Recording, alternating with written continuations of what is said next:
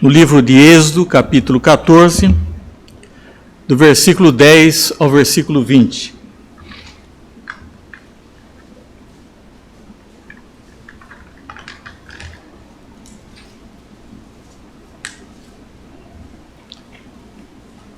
Livro de Êxodo, capítulo 14, versículo 10 a 20.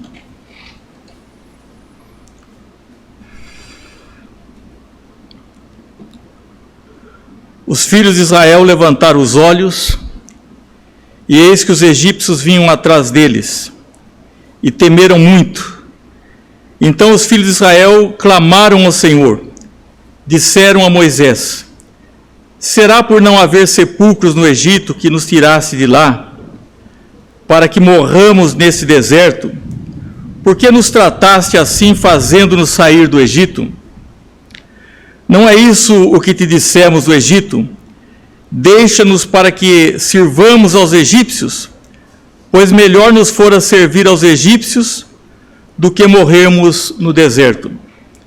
Moisés, porém, respondeu ao povo: não temais, aquietai-vos e vede o livramento do Senhor que hoje vos fará, porque os egípcios que hoje vedes, nunca mais os tornareis a ver. O Senhor pelejará por vós, e vós os calareis. Disse-lhe o Senhor a Moisés: por que clamas a mim? Dize aos filhos de Israel que marchem. E tu levanta o teu bordão, estende a mão sobre o mar e divide-o, para que os filhos de Israel passem pelo meio do mar em seco.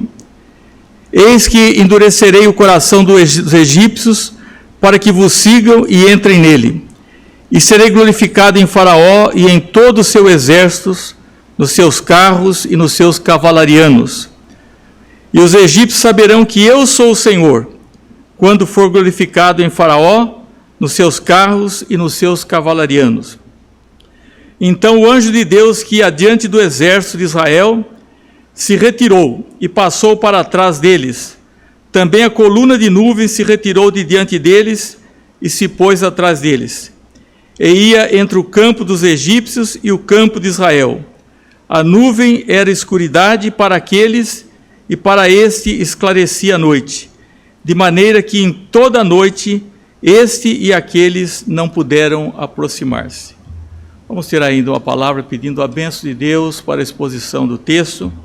Vou pedir ao nosso irmão jovem Felipe que faça a oração.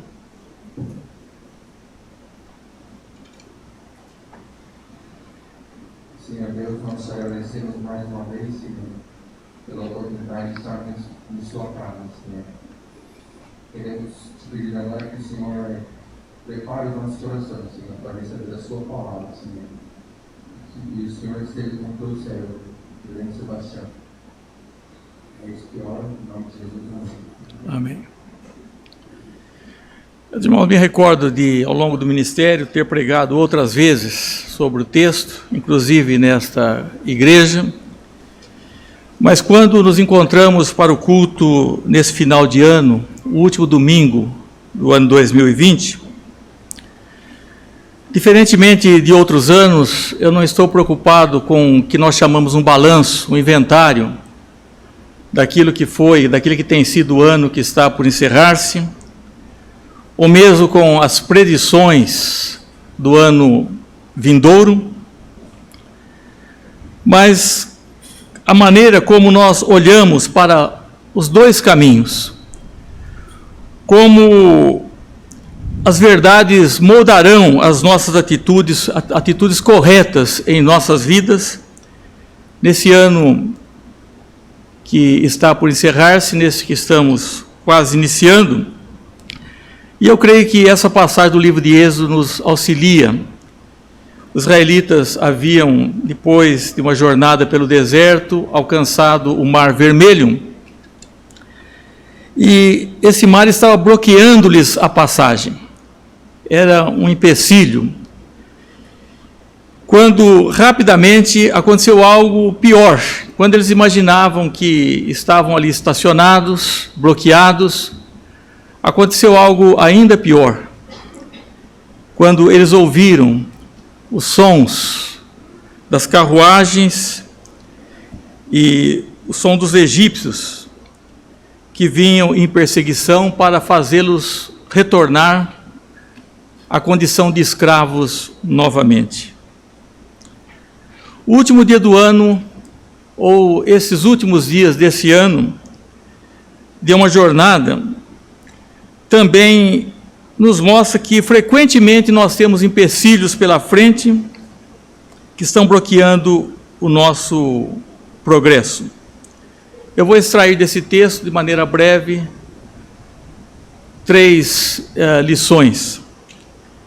A primeira é muito óbvia do texto, que os nossos maiores inimigos não são aqueles que nos confrontam, mas aqueles que nos perseguem. Não era o Mar Vermelho o grande empecilho na vida deles, mas era, na verdade, os inimigos, os egípcios, que vinham em perseguição. Isso causou pânico no arraial do povo de Deus. Nós temos vivido uma situação de pânico. Alguns reagem de maneira diferente, mas nós podemos ver que estamos enfrentando uma situação de pânico. Esse texto é quase uma parábola da situação que estamos enfrentando. Nós pensamos escapar de alguns fantasmas do ano que vai terminando, quando ouvimos os barulhos das carruagens, as patas dos cavalos levantando poeira, e nós acreditamos que tudo isso se aplica a nós. Queremos livrar de um ano traumático sob muitos aspectos, mas temos também uma dificuldade pela frente. Não só de uma maneira corporativa, como um povo, mas como indivíduos, enfrentamos as consequências muito graves dessa situação que atingiu o mundo todo. E sem falar que todos nós trazemos temores, complexos, inibições, frustrações e fobias. As pessoas dizem que há 2 grandes medos que nós enfrentamos: o medo da vida e o medo da morte. Inibições, frustrações. As coisas não são exatamente como nós sonhamos, como nós gostaríamos. E os psicólogos dizem que essas coisas que trazemos conosco estão enraizadas na nossa história, muitas delas na nossa infância, na nossa criação. E nós vamos deixando muitas coisas para trás, vamos crescendo, vamos avançando em idade. Entretanto, algumas coisas continuam a nos perseguir, mesmo quando somos adultos. O apóstolo Paulo, diante de um passado também difícil, teve as suas vantagens, mas as suas dificuldades, ele disse: uma coisa eu faço. Ele procurou concentrar, ter uma unidade de propósito, dizendo: uma coisa eu faço. Nós estamos pensando muitas coisas para o próximo ano, como vamos fazer, como vamos reagir. Esquecendo-me das coisas que para trás ficam, eu prossigo para o alvo. Ele, como um atleta, como um corredor, se lançava, se projetava em busca do seu alvo. E o seu alvo era a soberana vocação de Deus em Cristo Jesus. Nós devemos enfrentar as situações, sejam elas lá do passado que possam nos atormentar, ou do futuro que muitas vezes tememos, dizendo: o Senhor é a minha luz e a minha salvação. Quem poderá fazer o homem? O Senhor é a minha luz e a minha salvação. Naquela situação de impasse, presos numa dificuldade, ameaçados pela retaguarda e pela frente, Moisés começa a clamar a Deus, e Deus diz: por que você está falando comigo? Por que você está clamando a mim? Diga ao povo que marche, que enfrente, que vá em frente. E essa é uma grande realidade, meus irmãos. Nós precisamos prosseguir com os nossos deveres, com os nossos compromissos, com tudo aquilo que faz parte da nossa vida. Mas algumas coisas paralisam o nosso passado, principalmente, são as mágoas. As mágoas acompanham o ser humano. Pode ser que nesse ano houve muito sofrimento, a sua família tenha sofrido algo inesperado. Nós lembramos, no caso de Noemi, que pediu até para que seu nome fosse mudado. Ele disse: não me chames mais Noemi, agora vocês devem me chamar de Mara, que quer dizer amarga, porque a mão do Senhor pesou sobre mim. E então é possível que alguma tristeza, né, que nos persigam, alguma possível ingratidão, alguma possível desconsideração. Meus irmãos, eu estou pregando aqui hoje pela o último domingo desse ano, o último domingo do mandato de 5 anos, e também praticamente terminando o meu ministério, aguardando apenas o concílio da nossa igreja autorizar a minha jubilação. Mas estou terminando a minha tarefa praticamente como um pregador efetivo, e eu não quero continuar contando histórias tristes. Eu já vivi mais de 2/3 da minha vida. Hoje eu sei realmente quem eu sou, como eu devo me conduzir. E se eu estou aqui é porque Deus me trouxe até aqui. E o Salmo 23 tem me acompanhado quando diz assim: ainda que eu ande pela sombra do vale da morte, não temerei mal algum. Eu posso dizer que, em um certo sentido, eu já não temo mais a morte, mas eu tenho vontade de viver. Eu gostaria de viver, mas viver de uma forma significativa, com as boas lembranças, com as boas recordações, e não permitindo que mágoas ou outras coisas possam tomar conta da minha vida. Mas eu creio que isso não só no final de ano, não só na vida de alguém que enfrentou uma carreira que eu julgo muito difícil, espinhosa, mas também com muitas boas coisas, gloriosas. Na vida de todas as pessoas, deveria realmente não pensarmos em mágoas.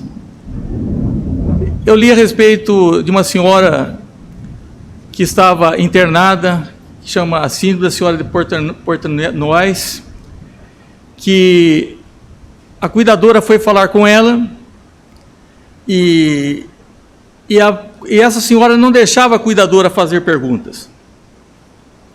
Era ela que perguntava para a cuidadora: nossa, você está tão magrinha, você está se alimentando bem? Quem cuida de você, como que você vive? E quando a cuidadora quis fazer algumas perguntas, ela se fechou, porque ela era uma pessoa sozinha agora, já tinha cuidado dos filhos, era a síndrome do ninho vazio, os filhos já tinham ido, ela estava sozinha, e ela continuava sentindo a necessidade de ser mãe, e de cuidar das pessoas e não de ser cuidada. Não queria, inclusive, que a sua privacidade fosse invadida. Eu penso que algumas pessoas também são muito curiosas, não são maldosas, mas elas querem saber como nós nos sentimos, quais os nossos planos, como que é a vida. Meus irmãos, nós somos muito gratos a Deus, porque realmente Deus tem conduzido as nossas vidas até aqui. E se eu cheguei até aqui, tenho certeza foi que Deus me trouxe até aqui. É uma tarefa quase impossível para o meu temperamento, para as minhas debilidades. E então eu me sinto alegre e não deixarei de ser pastor. Não serei pastor de uma igreja efetivo, não terei aquele compromisso ali, mas estarei ouvindo a palavra de Deus, em algumas ocasiões pregando o evangelho também, quando convidado. Então, nós temos que sentir que não podemos deixar as coisas do passado, como aqueles egípcios que iam perseguindo o povo de Deus, atrapalhar as nossas vidas. Nem o temor do futuro e nem aquela perseguição, aquele medo daquelas coisas que estão pela frente ou à nossa retaguarda. Outros são perseguidos por velhos pecados. A Bíblia diz: o pecado que tão de perto nos assedia. É uma luta constante na nossa vida, sempre será. E algumas pessoas cederam a tentações. O povo de Deus mesmo dizia: olha, era melhor nós termos ficado lá no Egito servindo a eles. E eles não se lembravam dos tempos ruins lá, se lembravam apenas das coisas boas, dos melões, dos pepinos, dos peixes, dos temperos. Eles já não se lembravam mais do chicote, do feitor, né? Da carga excessiva de trabalho, do peso, que simboliza o peso do pecado, mas eles se voltaram contra o líder de Deus, dizendo: olha, era melhor nós termos ficado naquela situação anterior. Será que lá não tinha túmulo? Porque no deserto nós não temos nem túmulo para sermos sepultados.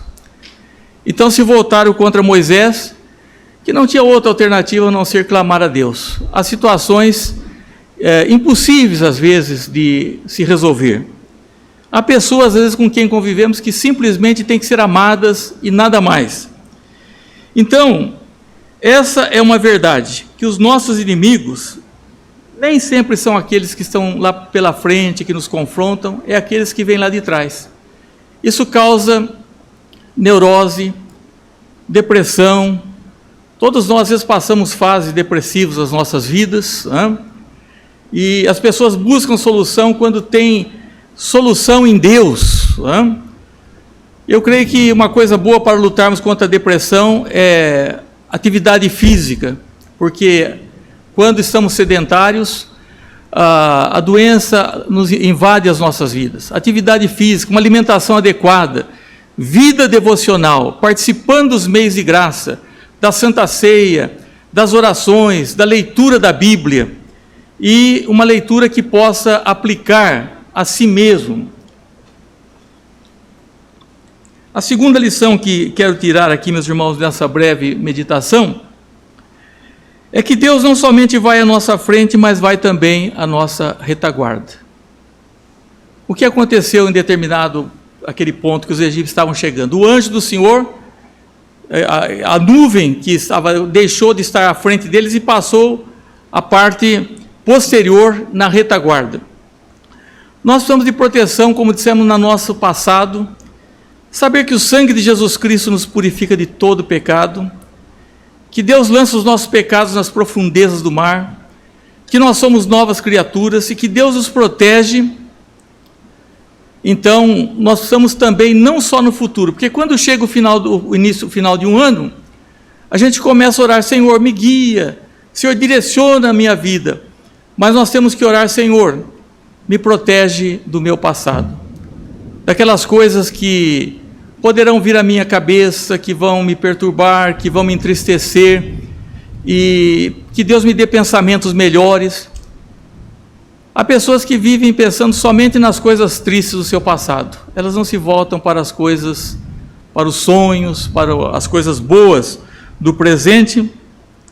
Então necessitamos de um Deus que não somente vai adiante de nós, mas também vai atrás de nós. Aliás, precisamos de Deus de todos os lados.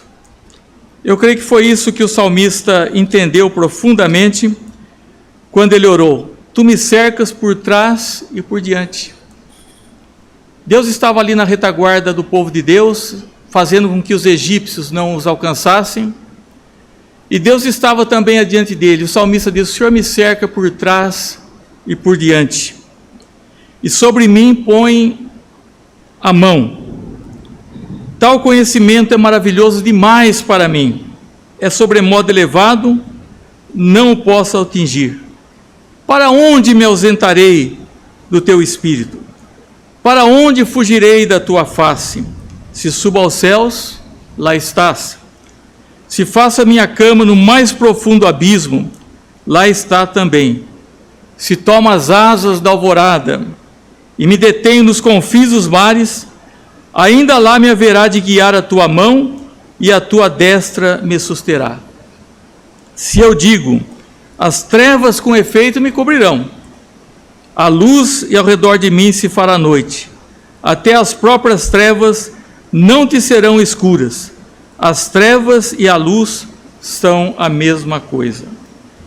Então, não há realmente lugar que Deus não esteja acompanhando a vida do servo de Deus, como o salmista diz: o Senhor está, se eu tomar as asas da alvorada, você fala: bom, agora as trevas vão me encobrir, eu serei invisível. Não, nem as trevas, nem à frente, né? Deus está realmente presente e nós devemos dizer assim: porque tu estás comigo. E é por isso que nós não tememos, porque tu estás comigo, a tua vara e o teu cajado me consolam. Essa lição de Êxodo nos ensina também, eu creio que está no propósito, eles deveriam estar no propósito do profeta Isaías, que observou e disse: porquanto vós saireis, não saireis apressadamente, nem vos ireis fugindo, porque o Senhor irá adiante de vós, o Deus de Israel será a vossa retaguarda. Porque Deus irá adiante de vós e Ele vai ser também a sua retaguarda. Ele cuida do nosso passado e Ele cuida do nosso presente e Ele irá adiante de nós. Nós podemos caminhar confiantes de que a sua presença estará conosco. Gosto de contar a observação de um certo homem que impressionava dentro de uma igreja pela sua calma, pela sua vida frutífera. Ele não perdia tempo com ansiedade, com questiúnculas. E as pessoas disseram: como o senhor pode viver dessa forma, em paz? E ele disse: eu aprendi uma regra na minha vida, de que quando eu fecho a porta, eu fecho a porta. Nós sabemos que quando a pessoa às vezes está enferma, ela fica em dúvida, ela vai lá ver se fechou a porta, volta, vai e volta novamente, cheio de dúvidas, né?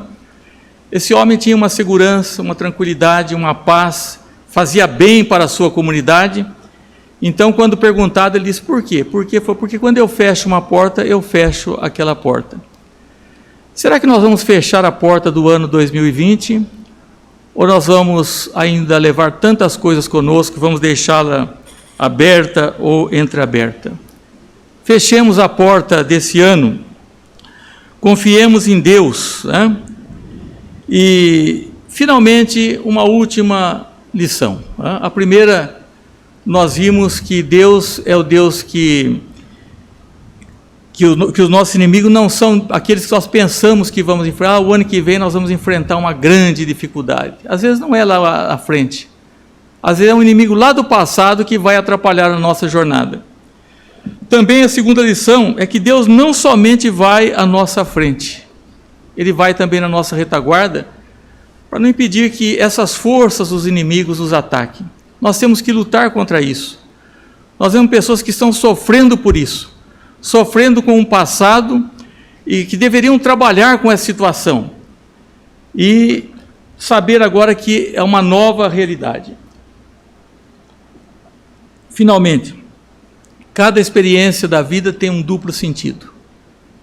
Depende sobre quem essa experiência vem.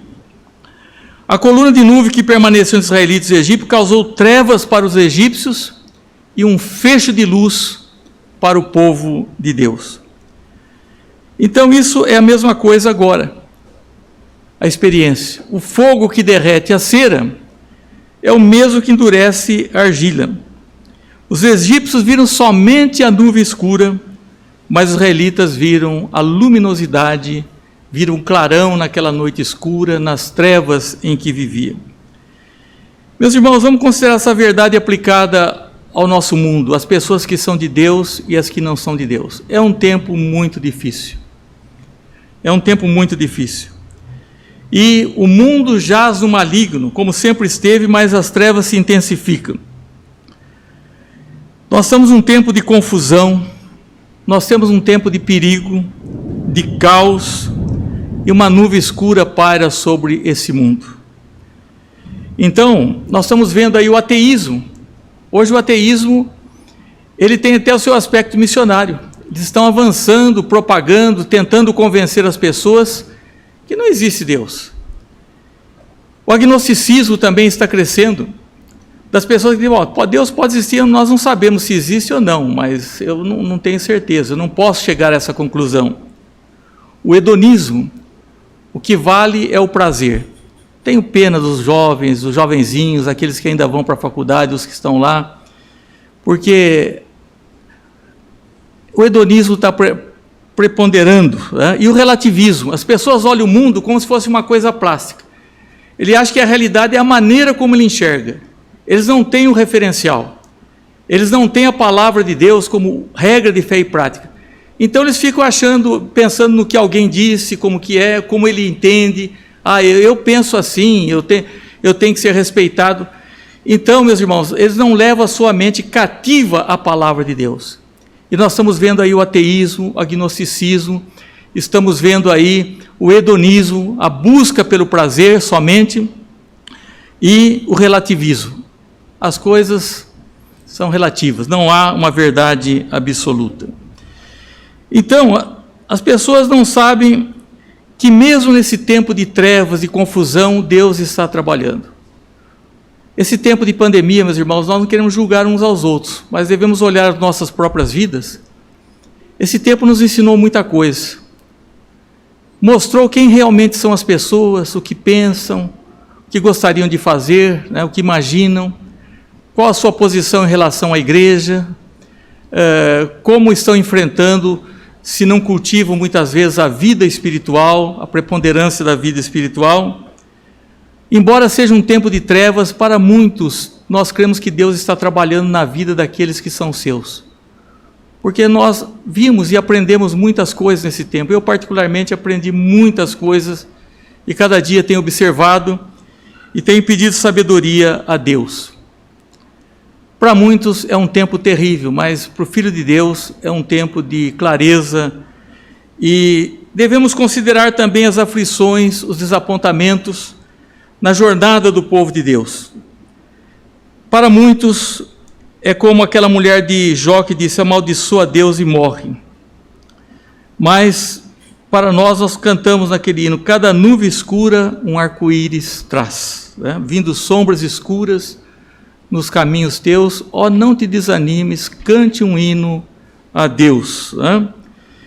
Então, quando vêm esses sofrimentos e as pessoas procuram, nós devemos fazer 3 perguntas básicas para tratar, né, essas depressões, esse mau humor, essas angústias todas. Primeiro, quem somos? Segundo, o que aconteceu conosco? O que acontece conosco? E terceiro, como vamos resolver isso? Meus irmãos, nós fomos criados por Deus, saímos perfeitos da sua mão, fomos formados por Ele. O que aconteceu? Deformados pelo pecado. E como vamos resolver isso? Nós temos a receita, hein? Nós encontramos não só o Jesus histórico, mas aquele que deu a sua vida por nós, que disse que estaria conosco, que é o verdadeiro amigo, que não nos abandona, que não nos trai, é o amigo para sempre. E nele nós encontramos realmente vida. Ele disse: eu sou o caminho, eu sou a verdade e eu sou a vida. Então, mesmo a questão da morte, nós sabemos que muitos pregadores aí que diziam que curava todas as coisas, nós sabemos que isso veio nos ensinar que Deus cura, sim, nós temos visto, na nossa comunidade mesmo temos pessoas curadas, mas não cura a todos. Mas mesmo a morte para nós não seria realmente uma tragédia, né? Não seria uma tragédia. Porque nós encontramos alguns que dizem, como Salomão, que estando num estado depressivo, chegou à conclusão de que é a mesma coisa a morte do homem e do animal, não faz diferença nenhuma. Ele disse: por que sucede aos filhos dos homens, sucede aos animais? Como morre um, morre outro. Ele estava distante de Deus, né? Só no final do livro é que ele tem realmente dá essa certeza de que ele era de Deus, né? Que ele fala sobre o fim do homem. Mas nós encontramos na Bíblia: ainda que o nosso homem exterior se corrompa, contudo o nosso homem interior se renova de dia em dia. Sabemos que a nossa casa terrestre desse tabernáculo se desfizer, temos da parte de Deus um edifício, da parte de Deus. Eu tive um final agora desse tempo muito gostoso, batizamos crianças, fizemos profissão de fé, recebemos visita, recebi cartões, manifestações de irmãos, e uma coisa estranha foi realmente no cemitério, dia de Natal, né? Nós temos que fazer um ofício fúnebre, aliás não fizemos um, fizemos 2, né? E nós vimos que, como Deus é maravilhoso, né, nesse fato que todos haverão de passar, mas como a palavra de Deus nos conforta, nos dirige, e nós olhamos a vida não como algo que nos está sendo tirado, mas como uma dádiva de Deus. Né? Nós estamos aqui, nesse final de ano, podendo louvar a Deus. Eu sempre disse que não há lugar melhor para estar, embora algumas pessoas iludidas, né, às vezes prefiram outros lugares, porque o salmista diz: eu prefiro estar à porta da casa do meu Deus, a permanecer nas tendas da perversidade. Eu preferia ficar lá fora, na porta, mais do que ficar nas tendas da perversidade. Meus irmãos, permaneçam unidos, permaneçam louvando a Deus, né? E sabendo que, às vezes, o Natal já não tem aquele sabor como já teve no passado, por algumas razões, né? Mas nós ainda louvamos a Deus pela vida em família, pela vida em igreja, em comunidade. E nesse ano, então, nós façamos duas coisas. Como Deus nos dá a graça e a fé, fechemos a porta de 2020. Não vamos deixar que algumas coisas que estão lá remoendo diante de nós, nos acusando, nos perturbando, venham realmente à tona. Deus está na nossa retaguarda. O passado vamos deixar para trás. E fechar a porta se confiamos neles. Tantas coisas precisam ficar para trás, porque senão nós não progredimos. Elas são empecilhos. Não era só o mar vermelho diante deles, quase intransponível do ponto de vista humano naquele momento, mas eram os egípcios, a ameaça. Então, era a libertação. Deus estava dando a eles a possibilidade de seguir em frente, passarem pelas dificuldades. E disse uma coisa muito interessante nesse texto: os egípcios que vocês estão vendo hoje, vocês não vão ver nunca mais. Nunca mais. Como é gostoso nós sabermos que algumas coisas vão ficar lá no passado, que não se constituirão mais uma ameaça, numa perseguição, ficarão no passado. Tenhamos coragem para seguir adiante. Deus é o Deus do nosso passado, do nosso presente, e também tem o poder, seu poder é maior que tudo para a nossa continuidade. Então, os nossos inimigos, meus irmãos, não são só os que estão pela frente, são os do passado.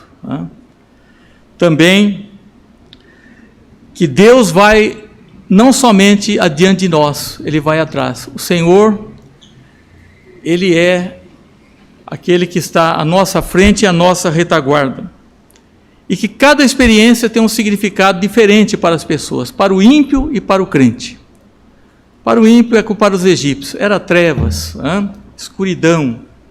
Mas para os filhos de Deus, para o povo de Deus, era luminosidade e o grande milagre que Deus permite que nós possamos prosseguir.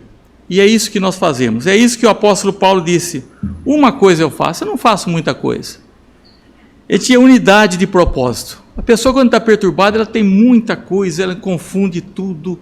É que nem aquele endemoniado gadareno, né, que não tinha paz, que agredia, que corria, que gritava, se cortava. Quando ele teve uma transformação em Cristo, o evangelista diz que ele estava sentado no seu perfeito juízo. As pessoas admiraram. Era um homem tão agitado. E Paulo disse: uma coisa eu faço. Eu esqueço as coisas do passado que poderiam perturbá-lo, mesmo aquelas coisas que eram handicap, as suas vantagens, e outras coisas que não eram tão boas, que ele foi torturador da igreja. Eu esqueço tudo e eu me projeto, eu vou em direção a Cristo, esqueço das coisas do passado e prossigo. E é isso que nós precisamos fazer, prosseguirmos com Cristo, e é isso que nós desejamos a todos.